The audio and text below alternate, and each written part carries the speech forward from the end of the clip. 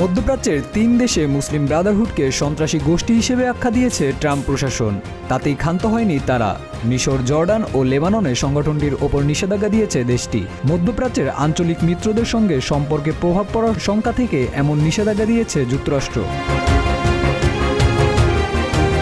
যুক্তরাষ্ট্রের ট্রেজারি ও state department ১৩ জানুয়ারি এ ৩ অঞ্চলের Brotherhood কমিউনিটির বিরুদ্ধে পদক্ষেপ নেওয়ার ঘোষণা দিয়েছে বলে বিভিন্ন সংবাদ মাধ্যমের প্রতিবেদনে জানা যায়। তাদের ভাষ্য অনুযায়ী যুক্তরাষ্ট্রের স্বার্থে ঝুঁকি ফেলতে পারে ব্রাদারহুড।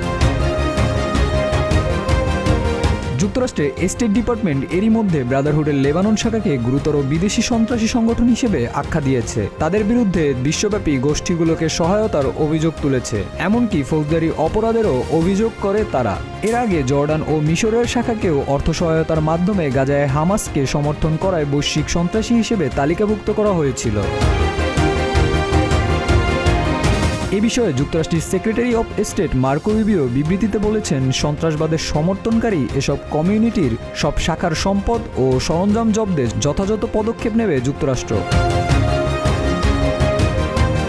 যুক্তরাষ্ট্র ও অন্যান্য অঞ্চলের সহিংসতা ও অস্থিতিশীলতা প্রচারে জড়িত বা সমর্থন করে বলে বিদায়ী বছরে ট্রাম্প একটি নির্বাহী আদেশে সই করেন। রুবিও ও ট্রেজারি সেক্রেটারি স্কট বেসেন্টের প্রস্তাবে গোষ্ঠীগুলোর ওপর নিষেধাজ্ঞা জারি করেছিলেন ট্রাম্প। মুসলিম ব্রাদারহুড মিশরে ১৯২৮ সালে সংগঠিত হয়, কিন্তু সেখানে ২০১৩ সালে নিষিদ্ধ হয় সংগঠনটি। জর্ডানও ২০২৫ সালে নিষেধাজ্ঞা আরোপ করে মুসলিম ব্রাদারহুডের উপর।